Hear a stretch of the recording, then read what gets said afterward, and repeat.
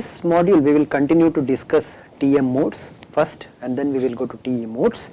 As we discussed in the last module, TM modes actually have no HZ component. This makes our analysis slightly simple because you just have to solve for Ez, and then all the other quantities are expressed already in terms of Ez, so you can find out all the other components of the electric and magnetic fields. Okay. We wrote down a Helmholtz equation for Ez and then simplified it to a certain extent. So please refer to the previous module to find out where we have left it. So I will be actually continuing from the point where we left. Okay. So we had written down Ez as product of x and y and then substituted that, and that's where we had left. So we had introduced two constants, minus kx square and minus ky square, such that this plus h square was equal to 0, but h square itself, so if you rearrange this equation, h square is gamma square plus omega square mu epsilon. So this implies that gamma square plus omega square mu epsilon is equal to kx square plus ky square. So gamma is equal to square root of kx square plus ky square minus omega square mu epsilon. Now before continuing with our solution, let us look at whether we would actually have a solution, for what conditions for kx and ky, or whether we will not have a solution. Okay. First of all, gamma is equal to alpha plus j beta, right? If you want to have a solution, you do not want to have an alpha there. Why? Because if alpha is non-zero, that would indicate a wave which is attenuating, right? Because the electric fields are all assumed to be going as e power minus gamma z, which implies that you have e power minus alpha z as the attenuation factor and e power minus j beta z as the propagation factor. Okay. So if I somehow ensure that alpha is equal to 0, right, then this e power minus alpha z term can be removed, and then I will have a pure propagation of the waves. Well, what condition would give me alpha equal to 0? Look at this expression for gamma, right? So if omega square mu epsilon happens to be less than kx square plus ky square, we haven't in fact told you how to calculate kx and ky, we will be doing that shortly. But if for some frequency, mu and epsilon are constant, so if for some frequency omega, it so happens that omega square mu epsilon is less than the sum kx square plus ky square, then the quantity under the square root will be greater than 0 and gamma will be equal to only alpha. There is no possibility of any wave propagating as long as this omega square mu epsilon is less than kx square plus ky square. Assuming that kx square and ky square are some constants, right, which are constants. So as you gradually increase the frequency, right, so you have, let's say, omega axis, as I gradually increase the frequency until certain point, right, until a certain frequency which is known as the critical frequency or the cutoff frequency, the product here would continue to be less than kx square plus ky square, okay, and therefore gamma would be equal to alpha here. So gamma is equal to alpha. There is essentially no propagation, only attenuation of the waves. So waves just get attenuated. So try to launch a 10 Hz signal into a waveguide, that signal would not propagate for too long before getting attenuated and dying out. Okay. However, at this critical frequency, what happens is that this omega square mu epsilon just becomes equal to kx square plus ky square. You still do not get a propagation because the quantity under square root has become 0, and gamma is equal to 0 would imply alpha is equal to minus j beta. So you still have an attenuation, okay, and waves are still not propagating. But beyond this frequency, what would happen is that the product omega square mu epsilon becomes greater than kx square plus ky square. The moment this omega square mu epsilon becomes greater than kx square plus ky square, gamma will be equal to pure j beta. Why? Pure imaginary. Why? Because the quantity under the square root will become negative, and you are now looking for something like square root of minus 4, for example, right, which will have j2 as your solution. Of course, you will have plus or minus j2, indicating that you will have propagation along plus z direction as well as propagation along minus z direction. We will choose one of them because we know in which direction we are launching the waves. Okay. So for us, let's say we have chosen only the plus sign because we already have e power minus j beta z as the wave which is propagating along plus z direction. Okay. So you understand the critical frequency concept or the cutoff frequency concept, and this is one of the most interesting formulas that you will come across in waveguides. By the way, let me tell you here, waveguides will have a lot of formulas, it will be very difficult for you to remember them. The easiest way to go about remembering them is to practice deriving all these equations, understand them, how these equations are derived, and then sit one day, on a piece of A4 size paper, you start writing down the formulas. Keep using that formula as long as you want in this particular course. Okay, once you understand the concepts, there is nothing much to the formulas. The formulas are only going to be complicated. You can always look up the formula. Okay, so don't worry, you can look up the formula. You don't have to memorize them, but you understand how these formulas are derived. Okay, so one of the first formulas we have figured out is the expression for cutoff frequency omega c. So omega c square mu epsilon must be equal to kx square plus ky square. This implies that omega c itself is equal to 1 by square root mu epsilon square root of kx square plus ky square. Okay, sometimes instead of writing this as omega c, some people like to split this in terms of 2 pi fc. Okay, if you do that, then fc will be equal to 1 by 2 pi square root mu epsilon kx square plus ky square under root. Okay, so this is an important equation that you can remember. But now look at what we have done. Kx square plus ky square is equal to omega c square mu epsilon, right? That is the critical frequency. Therefore, if I substitute for this in expression for gamma, I can actually write down gamma as, from this expression I can write down gamma as square root of omega c square mu epsilon minus omega square mu epsilon. And I know that propagation happens only when omega is greater than omega c square. I can write this as j beta is equal to square root of omega square mu epsilon minus omega c square mu epsilon, but with a j outside, right? You remember this, omega is greater than omega c in this expression. Okay, so with this I can cancel out j on both sides and therefore obtain an expression for beta, the propagation constant, given by omega square mu epsilon minus omega c square mu epsilon under root. This is again sometimes written by factoring this omega square mu epsilon out, and then you write this as omega square root mu epsilon. Okay, 1 minus mu epsilon will cancel with each other. Omega c square can be written as 2 pi fc square or 2 pi fc whole square. Omega square can be written as 2 pi f whole square. So this becomes 1 minus fc by f whole square under root. Okay, so let me rewrite that same expression over here. Beta is omega square root mu epsilon, which should remind you of a plane wave solution, right? So for a plane wave we just had this propagation constant as omega square root mu epsilon, but now there is a nice factor, there is an extra factor which will change the value of beta. And most critically, okay, although we haven't explored that, we will explore that, beta is now a function of frequency. This will lead to a lot of problems later, and we need to introduce what is called as dispersion and group velocity. Okay, we will do that.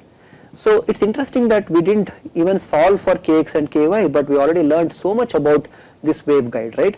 So TM modes and as TE modes would be possible to propagate or propagate only when the frequency becomes greater than omega c. So in this context, sometimes this is called as the high pass nature of the waveguide. It means that if you have a frequency spectrum, okay, so for some way you have a pulse which is to be propagating inside, then if the frequency components are all lying, some frequency components lying below omega c, they would all be filtered and cancelled out. Only the they would be attenuated out. Only the components which are greater than omega c will be allowed to propagate. Obviously this would induce distortion, because if you lose some frequency components, there is no way you can actually obtain a undistorted waveform from reconstructing the remaining sinusoids. Okay, something that you must have been very familiar with Fourier transform theory. Okay, now let's get back to finding the expression for electric and magnetic fields. We have seen that x of x, we had two equations, right? X double prime of x is equal to minus kx square. So let us solve this. The other one will easily follow from this. And go back to the differential notation. So this is actually d square x by d small x square, which is equal to minus kx square into x. There is too many x's involved, but please excuse the notation. This is quite standard in variable separable method of solution. Okay, how do I solve this equation? Well, this is second order differential equation and the product and the constant term is minus kx square. Therefore, the solutions for this x will be some constant a cos kx x plus some other constant b sin kx x. Similarly, I can find out y of y will be equal to some other constant c cos ky y plus another constant d sin ky y, right. So, I have these two expressions for x and y. So, the total expression for z, which will be function of x, y and z, will be given by a cos kx x, right, and b sin kx x times c cos ky y d sin ky y. I am trying out a new notation over here. Okay, I need to put a plus sign here because there are four terms: a cos kx x into d sin ky y, a cos kx x into c cos kx y. So, these four terms I am writing this in terms of these brackets. Okay, so this would be x of x, this would be y of y. All of these terms would be propagating as e power minus gamma z. Okay, so this is your electric field component Ez. Of course, one needs to also find out the components for Ex, you also need to find out the components for Ey. So, to do that one, let us first find out what is Ex and Ey, how do they vary with respect to Ez. Okay.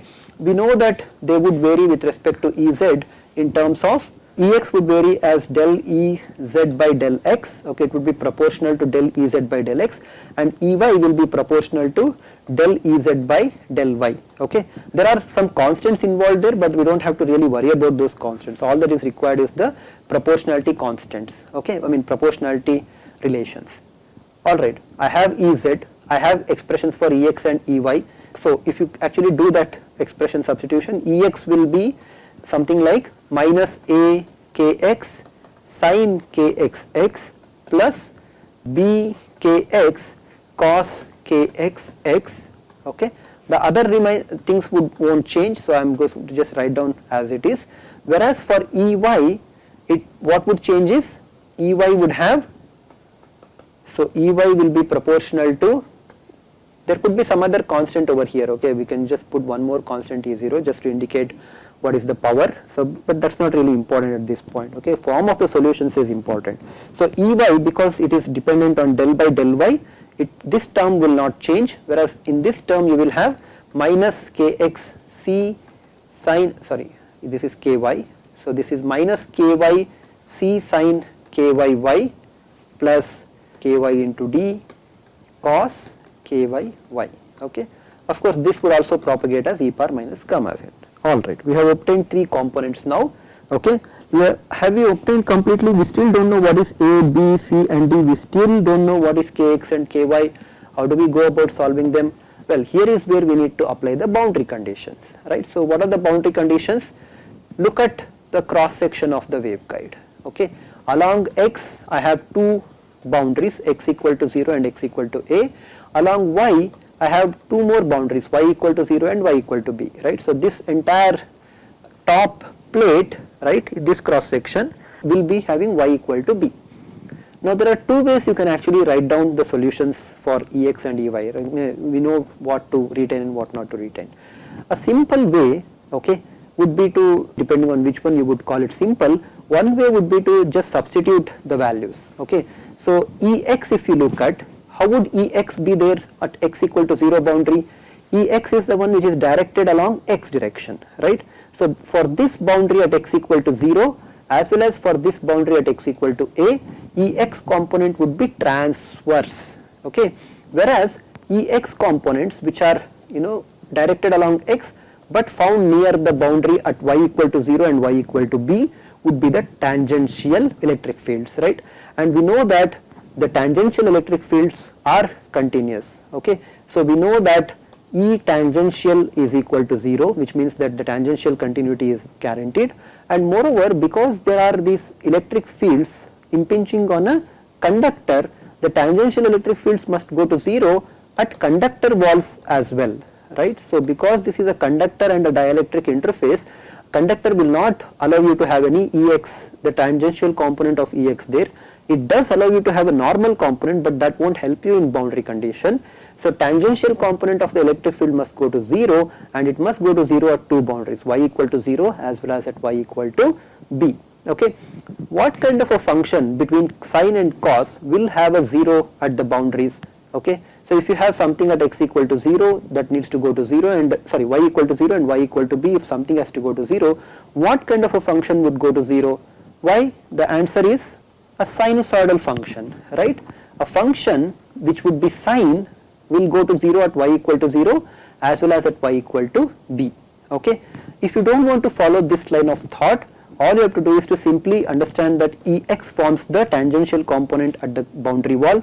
Substitute for Ex at y equal to 0 and at y equal to b. So if you substitute for y equal to 0, since this is not changed, y equal to 0 will cause this term to be present, c, and then y equal to 0 will eliminate this term. All the other terms cannot go to 0, so which means that c is equal to 0. So cos kyy is gone from this solution. Okay, but from the boundary condition itself, you can clearly tell that the only solution that would remain here will be that of d sine kyy, because only the sine function, if you were to plot like this, only the sine function can go to 0 at two boundary points, which we have taken as y equal to 0 and y equal to b. Can I do a similar thing for Ex at x equal to 0 and x equal to a? Unfortunately, I cannot really do that one. Okay, but I need to use a different boundary condition in order to compensate for that one. There is another point that we need to mention here. Although the form of the solution that eventually remained was that of a sine kyy, okay, what this actually form allows us to find out what is ky. So what should be ky? Because you substitute d sine ky at y equal to 0 is equal to 0, right? That is all right. So what this simply implies is that ky cannot be found with this equation. But there is a second boundary condition, right? The electric field quantity at y equal to b must also go to 0. None of these will go to 0. So the only way that you will have that second boundary condition satisfied is ky b equal to 0. Now this equation has solutions which can be used to obtain kyb. Assuming d is a constant that won't go to 0, right, and you don't want that one. If d is also 0, c is also 0, then the entire Ex is equal to 0. There won't be any electric field. So the solution for this equation is that ky into b must be some integral multiple of 2 pi. Okay, so this gives you what ky is. Ky must be equal to n 2 pi by b, or sometimes written as 2 n pi by b. Okay, so this is ky. We have figured out what is ky from the two boundary condition. Let us try to figure out if it is possible to find what is kx. For that, let us look at Ey expression. Okay, so Ey in the waveguide wall, right? So this is my waveguide wall. Ey will be something that is directed along y. So at y equal to 0 and at y equal to b, these components would be normal, and therefore they won't be of any help to you in finding the corresponding boundary conditions. Okay, so they won't help you in that. However, Ey is actually tangential to the two boundaries at x equal to 0 and at x equal to a. So clearly one function which would fit as a function of x to 0 values on the two sides will again be a sine boundary condition. Okay, so you have a sine boundary condition here, you have a sine boundary condition here also. Okay, so these are the two sine boundary conditions for this particular waveguide mode that you will have. Okay, because this Ey goes to 0 at the two boundaries, and this is essentially the sinusoidal solution that you are going to get.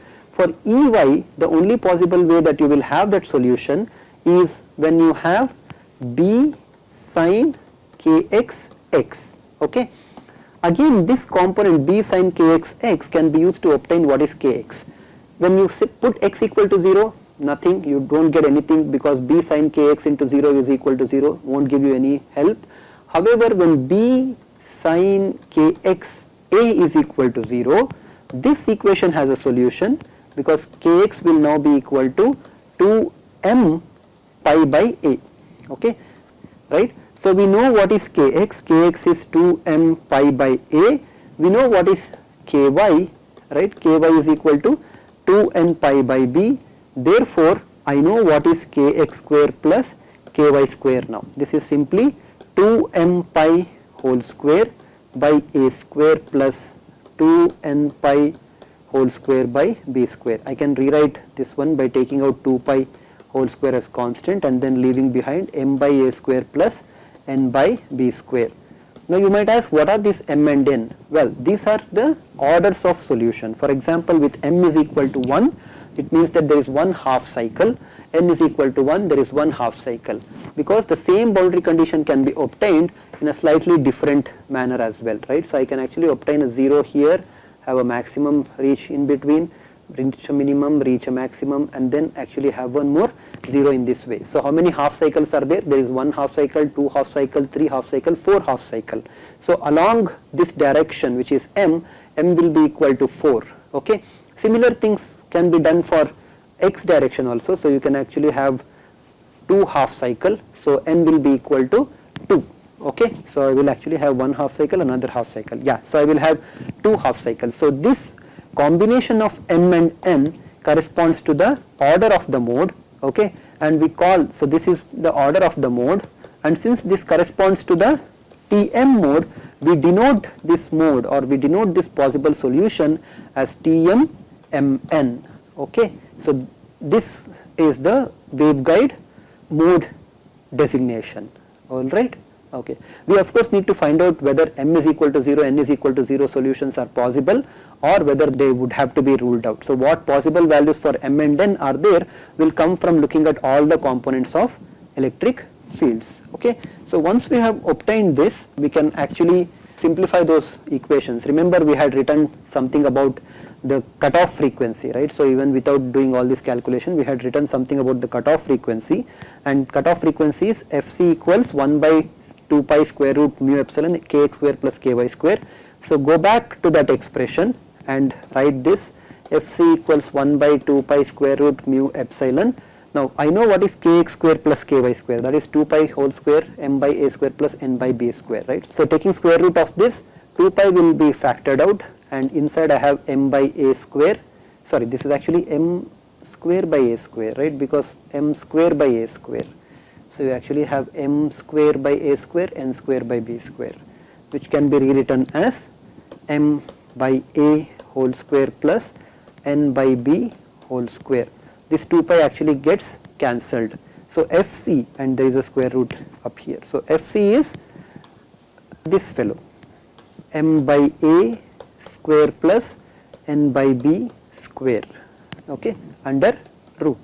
So this is the expression for cutoff frequency.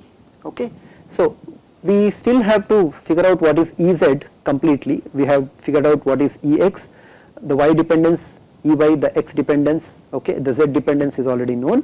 For Ez, what would be the corresponding boundary condition, because I need to still decide whether a, b, c, d are all there or some of them are 0. So in this case it might seem that c is 0 already and a is 0 already, but that cannot be true because there is c here also, right? So we need to just figure out which one is 0 and which one is not 0. To do that one, Ez boundary conditions should help us. Okay, so with Ez boundary condition, how would that look like? Go back to the picture of the cross section. Okay, in this case maybe the cross section does not really help, so you need to write down the wave itself. You will have this scenario, right? So this is your wave equation. So you actually have two conductors here, or it seems that you have two conductors, one at x equal to 0 and one at x equal to a, and you have two bottom conductors, one at y equal to 0 and one at y equal to b. What would be the direction of the electric field Ez at these walls? Well, Ez is directed in this way, so on the wall it would be sideways directed, I mean it would be on the sideways but directed along z axis, so this would form a tangential component there.